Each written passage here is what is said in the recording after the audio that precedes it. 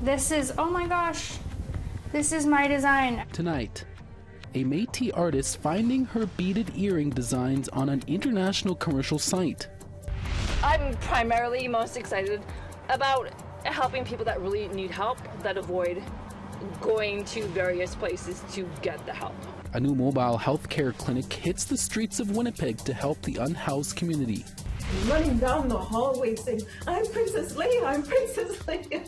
I must have looked crazy. And in a galaxy far, far away, Star Wars: A New Hope in Anishinaabe.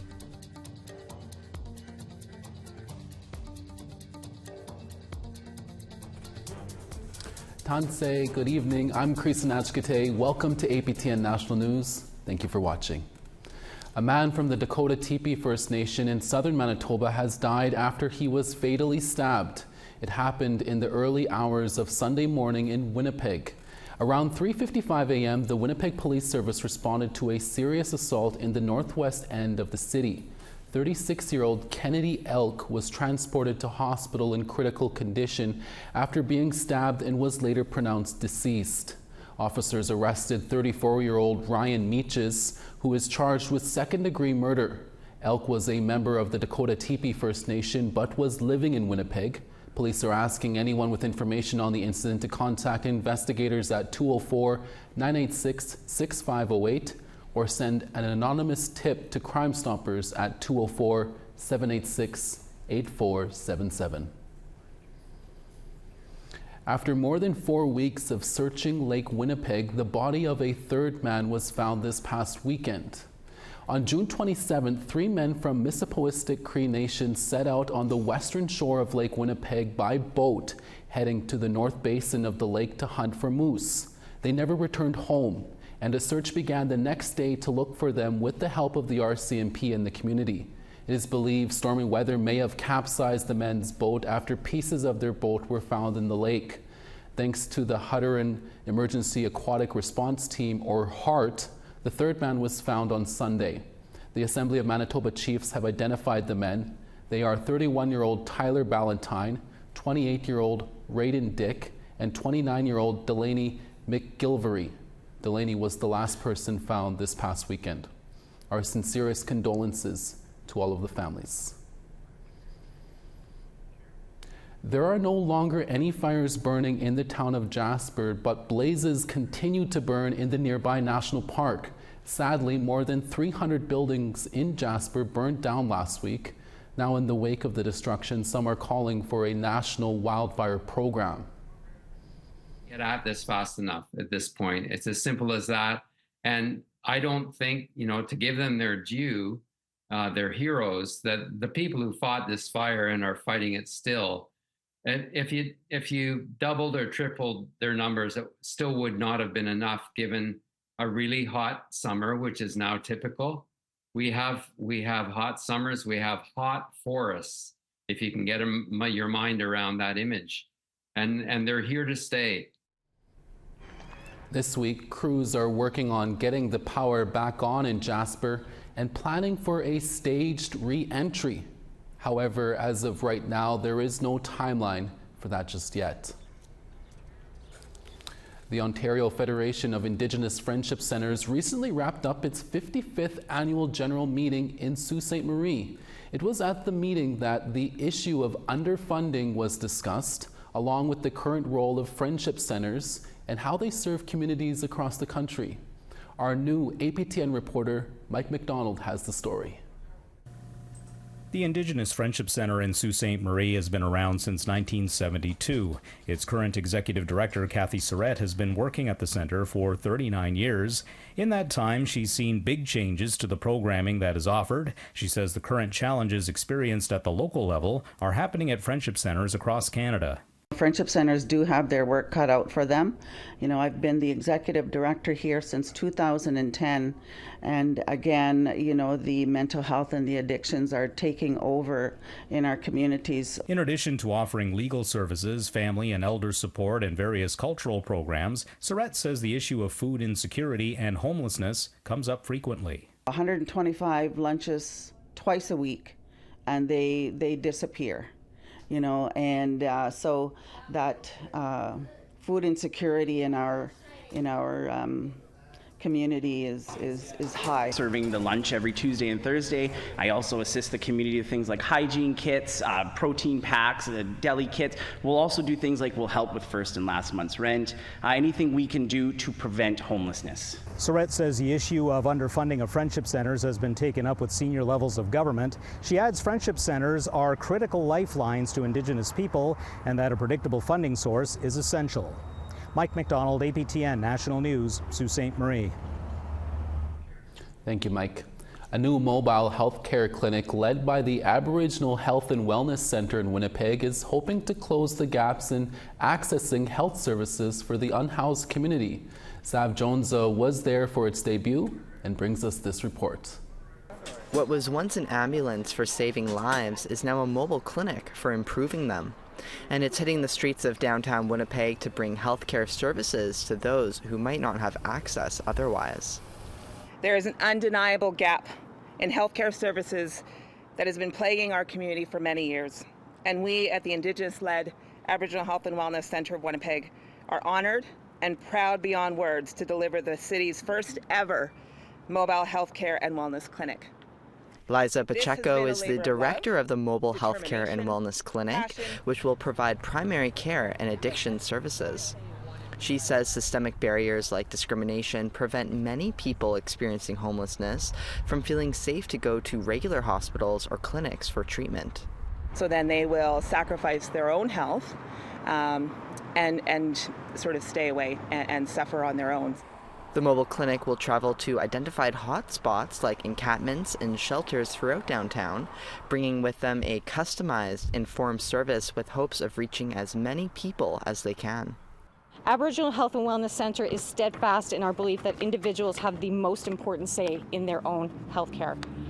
As such, we have listened to the voices of the people right here in our community who often struggle to access basic health care. To our community members and relatives, we hear you, we got you, and we're coming to you. We're going to meet you exactly where you're at. The mobile clinic team is comprised of physicians, nurses, mental health crisis workers, an Indigenous social planner, and peers with relevant lived experiences. The Indigenous social planner will connect individuals to things like community sweat lodges and moon ceremonies, services the clinic says are critical to clients' healing journeys. Tasha Massasar is a nurse for the mobile clinic. Okay, so we have some medications, antibiotics, creams, analgesics, painkillers. We have our AED. This is actually our crash cart bag, so we have Narcan, we have Epi, we have things if there's an emergency. Massasar says the space is non-judgmental. To be honest, I'm primarily most excited about helping people that really need help, that avoid going to various places to get the help. I'm so happy to be going to the people. The idea for the clinic came from feedback during community outreach vaccinations for COVID-19, when clients shared that they had difficulty even being allowed to enter healthcare buildings. Manitoba's health minister, Uzoma Asagwara, says supporting endeavors like these are exactly what the provincial government should be doing. We are super proud to be supporting organizations who do life-saving work in community and meeting people where they're at. We know that there are many challenges that folks in our communities are facing, and it's crucial that as a government we support harm reduction, that we support improving access to primary care, and that's what this really is about. The AHWC Healthcare and Wellness Clinic will be on the road every Tuesday to Saturday. Sav Jones, APTN National News, Winnipeg. Thank you, Sav. Coming up next after the break, a woman from the Enoch Cree Nation has made history yet again, and how the international company Temu is impacting Indigenous artists here on Turtle Island. This is, oh my gosh, this is my design. I've never even seen that one yet.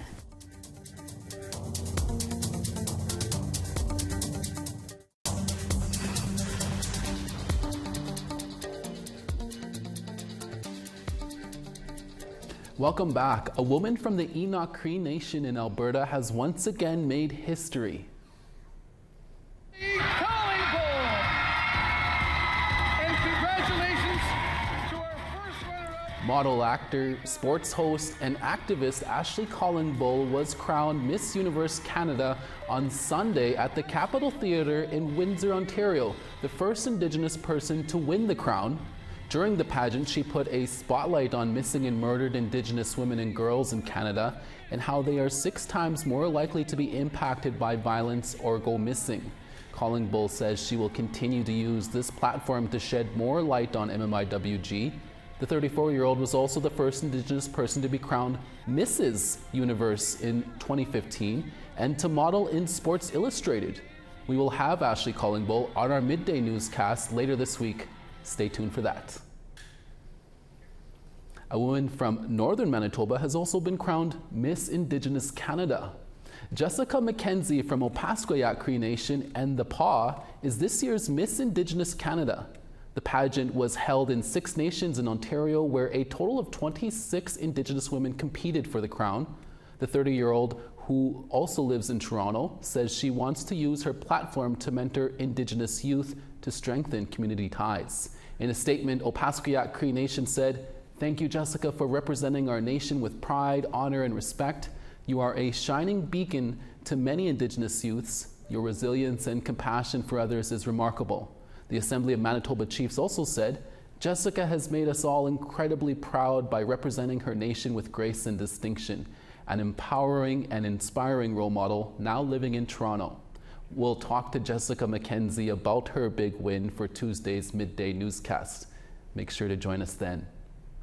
Métis artist Juliette Mackey was combing the web one day when she found her own beaded earring creations reproduced on a commercial site. She said it was at that moment she became another Indigenous beader who was discovering copies of her work being sold online by huge international corporations. APTN's Kichite Alexandra Vayet-Chizo has more. Beading makes me feel connected to my family, to my ancestors, and it also makes me feel sort of at home or at peace in the world. It sounds cheesy, but it really helps me in a lot of ways. Juliette Mackey is Métis from Fort Chipewyan. This is a fringe earring. Though she grew up in Vancouver, she moved to Montreal to study painting. This is a painting of my great-grandmother Evelyn and me. At the same time, she loves to make crafts, especially beadwork. These are some of my favorites. They're shoulder dusters, and they're probably some of the longest pairs that I've ever made. Her Instagram account, Little Moon Creations, has more than 20,000 followers, and she's able to supplement her income with beading sales. I would sell this on my website, julietmackey.com. She's currently studying Indigenous representations in art at Concordia University. I'm interested in topics like cultural appropriation and, representation of art and how it's being used or exploited by companies like Temu. Mackey is looking at China-based online discount retailer Temu when she spots a strangely familiar image. Oh, and right there. She's looking at a cheap copy of pair of beading earrings she designed herself. This is, oh my gosh, this is my design. I've never even seen that one yet. This is far from the first time. It's this same design. These sorts of discoveries are becoming routine. So this was the first design that I found of mine on Temu that was originally made in 2022 when I was staying with my grandma, and I remember taking the photos of it in her garden and posting them on my website, and the experience of us beading together, so it feels like a bit more of a violation. Numerous Indigenous artists are sharing similar experiences across social media. Melody Markle, who sells her work on the Instagram account Melody Quay, discovered beaded chickadee earrings she designed reproduced on Temu without her consent. I was surprised initially, then I got frustrated, and now I want to take action to learning more about what my rights are as an Indigenous artist and what the protocols are in place. And I'm hoping I'll be able to navigate that a bit more here. Markle called lawyer Jonathan Sommer. He's a specialist in Indigenous art fraud. APTN News asked him what recourse Markle and Markey have in this situation. You need resources to exercise your rights.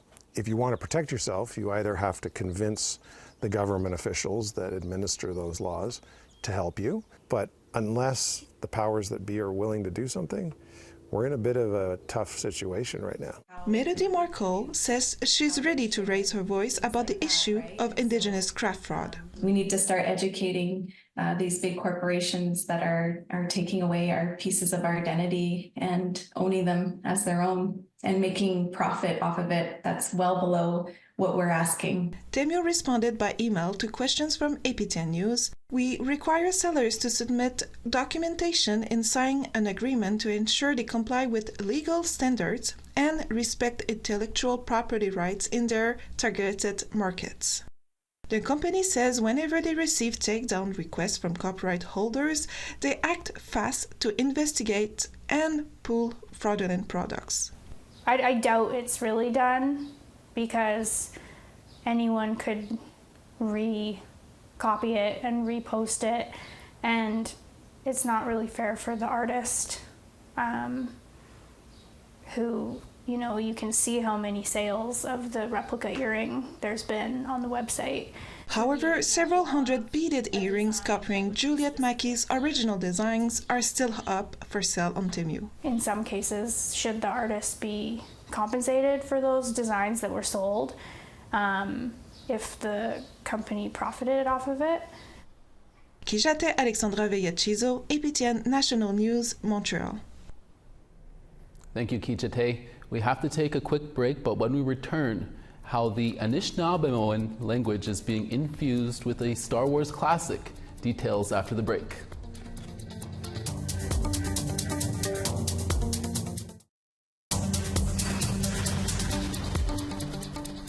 Welcome back. Time now for our photo of the day.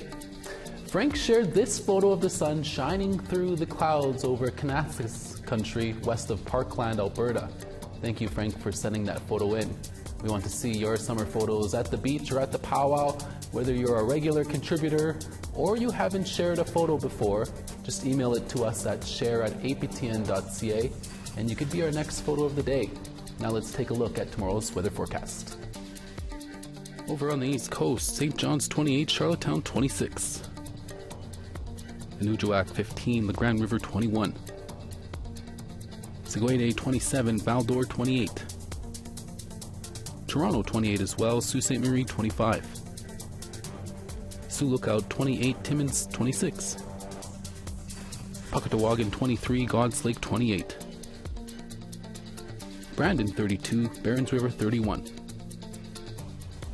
Swift Current 28, Yorkton 29. Buffalo Narrows 22, Uranium City 21. Fort Chipewyan 25, Peace River 26. Lethbridge 27, Edmonton 26 there. Tofino 17, Bella Coola 18. Fort Nelson 24, Prince Rupert 16. Beaver Creek 14, Old Crow 13. Yellowknife 19, Norman Wells 16. Inuvik 11, Sax Harbor 11 as well. Baker Lake 16, Cambridge Bay 5.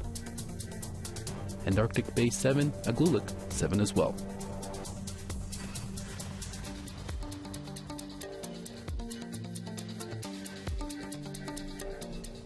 The Anishinaabemowin language will soon be making its debut in an iconic movie from the big screen. Star Wars: A New Hope was translated into Anishinaabemowin.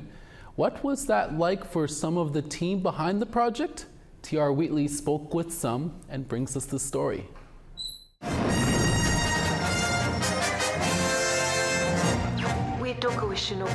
Amazing language project, and with such an iconic movie as Star Wars: A New Hope, and as we know it now, Anagung Migating. Teresa Aishin of Little Grand Rapids is the Anishinaabe Okimakwes Princess Leia. She recalls getting the good news late at night. Shot out of my bed like a cannon. I don't know, it just felt so running down the hallway saying, "I'm Princess Leia, I'm Princess Leia." And I must have looked crazy, I'm sorry. So it was so memorable. Aishin studied the lines in English first to get into character. Her voice, the way she says things, the way Carrie Fisher said them. And so that's how I went about it. Ajuak Kapashi-Sit voiced Han Solo. He too shared the same technique his fellow co-star used when voicing Anik Gung Megating. You know, the way that Harrison Ford has that intonation and the kind of the gravity in his voice that, like, when he talks, you listen. And so I spent a lot of time not even just watching Star Wars movies. You know, I just watch a lot of Harrison Ford. You know, Kapashi-Sit is an actor with ties to Moose Factory. He also works in language revitalization. When the time came to audition for the part, it was an easy choice because it combines his two passions in life. When you're looking at how a language evolves over time, like, you need these terminology to explore these things. So it was exciting to play with that and exciting to try some of that new language out. Yeah, it's a dream come true. It's kind of a dream job that you would always want to get, something like that. A dream for so many, including the language duo Carrie Miller and Pat Negwans, who are behind the entire interpretation of Star Wars. They learned quickly that what translated on paper didn't always go as planned in the studio. Sometimes we just scrap the original translation and come up with words that would fit the lip movements. So that's what you end up with. Phrases that will fit the lip movements. But the result is when you play the film, like Carrie Fisher literally looks like she's speaking Anishinaabe. Even more exciting, Pat's grandson is the voice of Luke Skywalker. And Jedi Muldrew is an Anishinaabe-Muin teacher from Lac Seul First Nation. This is also his first time dabbling into acting. A little daunting though, yeah, play such a big role. So. But with a middle name like Jedi, it's clear he comes from a family of fanatics. He soon learned his character isn't much different than him in real life. He starts out, he's just a really young guy, doesn't know his place or where he fits in, and then as he kind of gets going through the movie, he finds a little more confidence. That's how I felt doing the role too, and not being experienced as an actor. But I brought my experience as a teacher. Like his character Darth Vader, the man behind the voice is also multifaceted. Dennis Chartrand of Duck Bay and Pine Creek also played a part in translation. My grandchildren will be able to hear this into the future. Words, he says, are beautiful and have a lot of impact. We have a responsibility, not as a burden, but in a great way that we can keep moving our language forward, because there's so much to it, so much that that sometimes even language speakers don't realize how it connects us to the earth, to our creator, and to everything all around us. So you have to come up with some new words like lightsaber. The project is a partnership between Disney, Lucasfilm, and APTN. It was funded by Heritage Canada. Anik Gung Migating makes its world premiere in Winnipeg on August 8th. It will air on the new APTN Languages channel later this fall. T.R. Wheatley, APTN National News, Winnipeg. It's great to be a part of it. Okay, that guy wins the award for best middle name. Love it. Anything Indigenous in Star Wars, I'm all for. That is your evening national newscast for this Monday, July 29th. We'll see you again tomorrow for your midday newscast with more news updates, including an interview with Miss Indigenous Canada. From everyone from our HQ in Winnipeg and from our teams across the country, hi miigwech masicho. Thank you for watching. We'll see you again.